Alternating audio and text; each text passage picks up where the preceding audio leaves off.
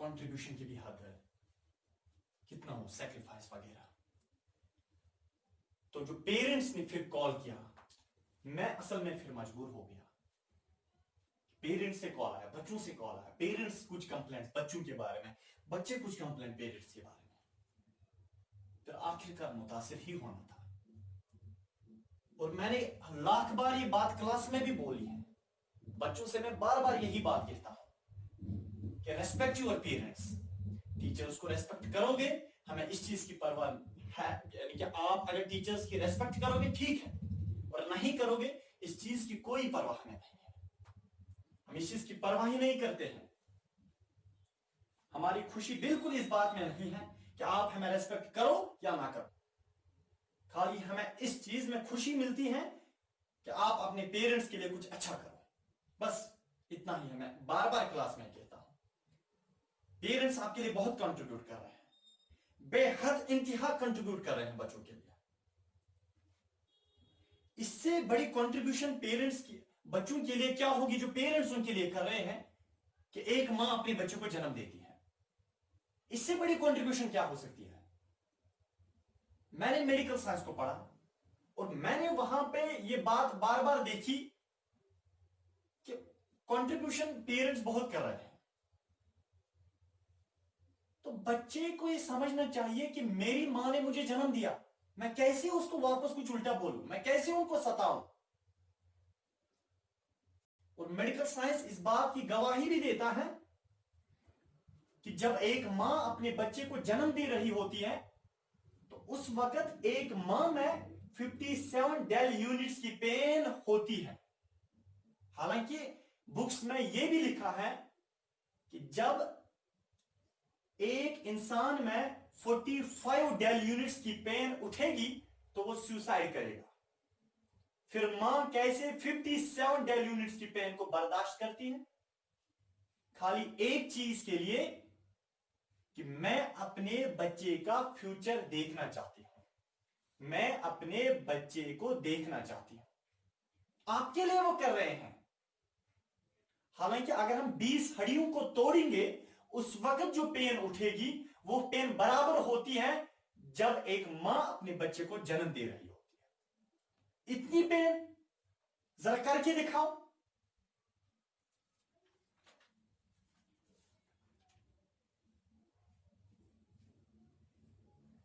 एक पेरेंट का एहसास तब एक बच्चे को होता है जब एक बच्चा खुद पेरेंट बनता है। तब तक आप इस चीज को रियलाइज नहीं कर सकते हैं। बहुत कंट्रीब्यूट कर रहे हैं बच्चों के लिए। जब एक बच्चा अपनी मां की गोद में था, मां खाना खा रही थी, बच्चे ने पेशाब किया, मां ने खाना वहीं छोड़ दिया, बच्चे को पहले धोया, उसकी सफाई की। इससे बड़ी कंट्रीब्यूशन क्या हो सकती है बच्चों के लिए? मुझे नहीं लगता है इससे भी बड़ी कोई कंट्रीब्यूशन हो सकती है।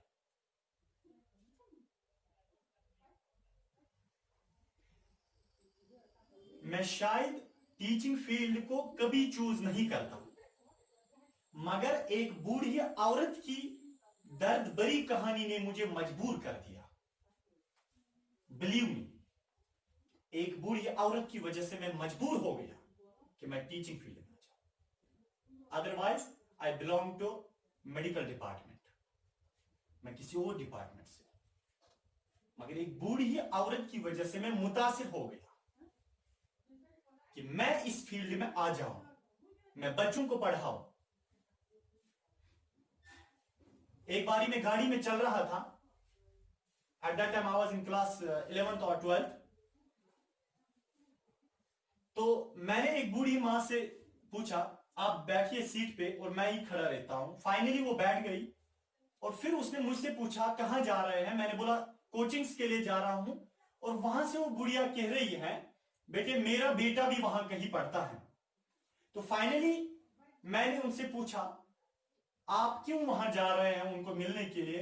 बोला कि असल में आज मुझे अपने बच्चे की फीस अदा करनी है और मैंने अपना सारा सोना बेच के और मैं अपने बच्चे का फीस अदा करने के लिए आया। इससे बड़ी कंट्रीब्यूशन क्या हो सकती है? फिर यही पैसे बच्चे लेके ड्रग्स में इन्वॉल्व, चोरी में इन्वॉल्व, शराब पीने में इन्वॉल्व, सिगरेट नोशी में इन्वॉल्व। फिर बच्चों का फीडबैक देखो। एक पेरेंट को कॉल आया और सीधे एक मां ने कहा कि मेरी बेटी मुझसे कह रही है कि आप मेरी मां नहीं हैं। अस्तगफुरुल्लाह। आसमान क्यों नहीं फटता? जमीन उन बदबख्तों को क्यों नहीं निगल लेती जो अपने पेरेंट्स पे ब्लेम लगाए कि आप हमारे पेरेंट्स नहीं?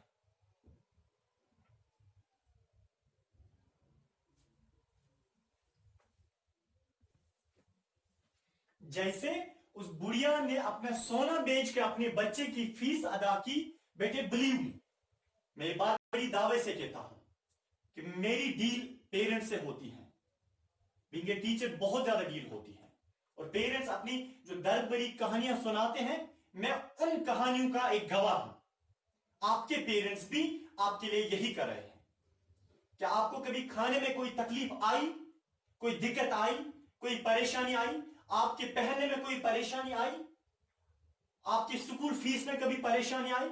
जब नहीं आई, इसका मतलब है पीछे कोई काम कर रहा है आपका फ्यूचर अच्छा बने, आपको कोई मुसीबत ना आ जाए। वो काम करने वाले आपके पेरेंट्स ही होते हैं।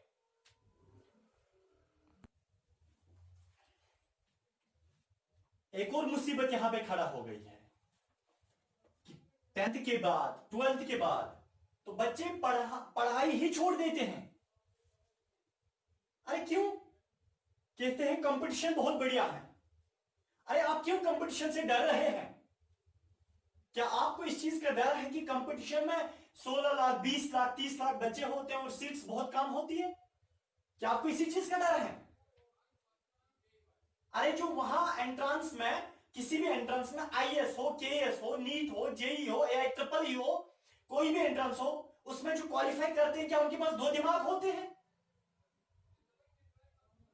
अपने आप को भी उन्हीं क्वालिफायर्स में शामिल करो ना। अपने दिल को तसल्ली दो, अपने आप को मोटिवेट करो। मोटिवेट ऐसे नहीं हो जाओगे।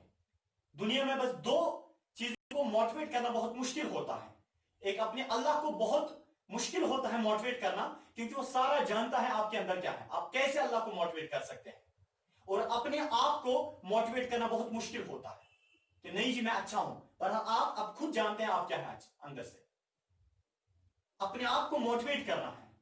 मोटिवेट तब तक नहीं हो सकते हैं आप जब तक ना आप रियलिटी में कोई काम करोगे। बुक्स को सीने से लगाओ और बुक्स आपको दिल में जगह देंगे। और अल्लाह कभी मेहनत को जाया नहीं करते हैं। आप मेहनत करो, फिर आप क्रैक किसी एंट्रेंस को कर पाते हैं या नहीं कर पाते हैं, आप मेहनत करते रहो। याद रखिए बेटे, अल्लाह कभी किसी की मेहनत को जाया नहीं करते हैं। अल्लाह कभी किसी की मेहनत को जाया नहीं करते हैं। वो खुदा खुदा नहीं हो सकता है जो किसी की मेहनत को जाया कर दे। इस बात को मैं फिर से दोहराता हूं ताकि आपके जहन में ये बात घुस जाए। वो खुदा खुदा नहीं हो सकता है जो किसी की मेहनत को जाया करे। हालांकि चोरी जो है वो एक गलत बात है अगेंस्ट अल्लाह। हालांकि अल्लाह क्यों उसको चोरी में कामयाब करता है? क्योंकि अल्लाह का दावा है, खुदा खुद कहते हैं, अल्लाह खुद कहते हैं कुरान में कि आप किसी रास्ते को इख्तियार करो, मैं वो रास्ता आपके लिए आसान कर देता हूं। अगर एक इंसान चोरी को इख्तियार करता है, वो उस फील्ड को चूज करता है, तो फिर वो चोरी में कामयाब होता है। हालांकि अल्लाह चोरी को पसंद नहीं करते हैं, मगर चोर इसलिए कामयाब होता है क्योंकि उसने मेहनत की होती है। एक बच्चा तब किसी ओहदे पे पहुंच जाता है, कामयाब होता है, क्योंकि उसने उसके लिए मेहनत की होती है।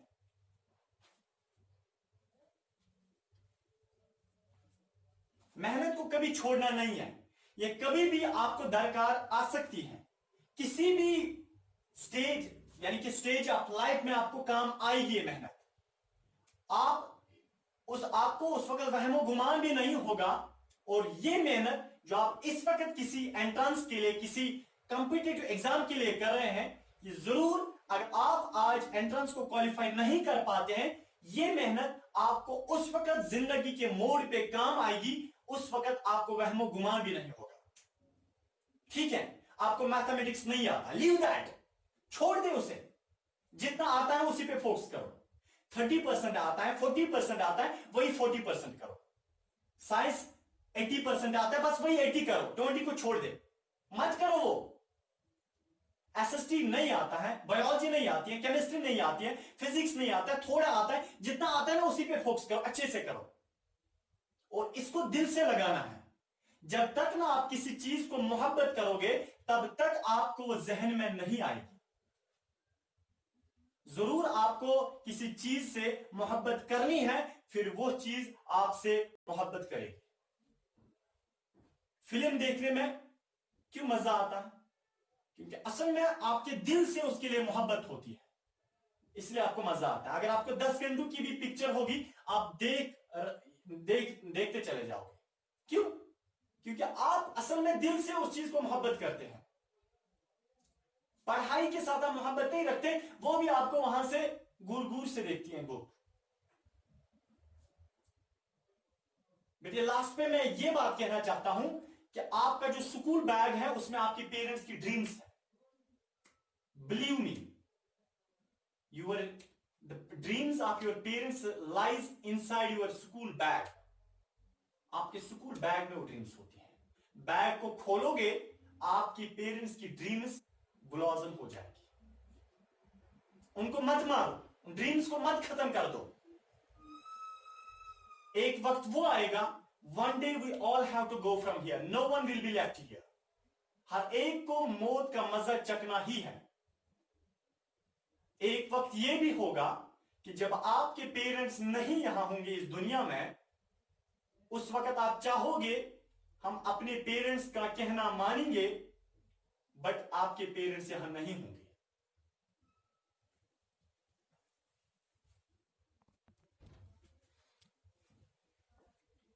और हमारे साथ भी ऐसा ही हो सकता है कभी।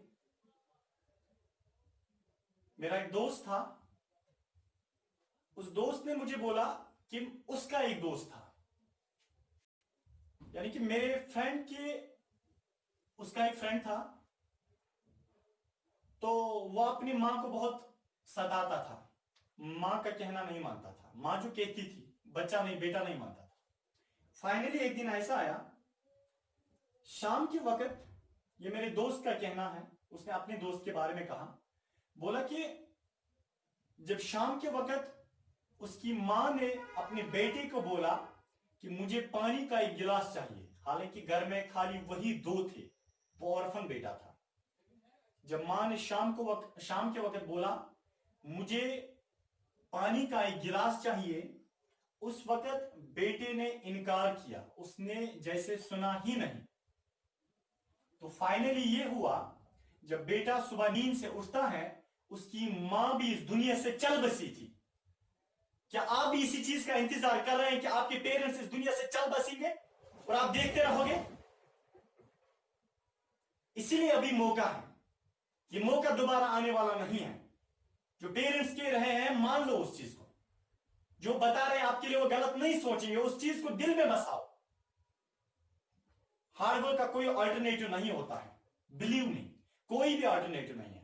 I found myself during my adolescence age, but I failed to found it because there is no shortcut for hard work. कोई भी शॉर्टकट नहीं है हार्ड वर्क के लिए।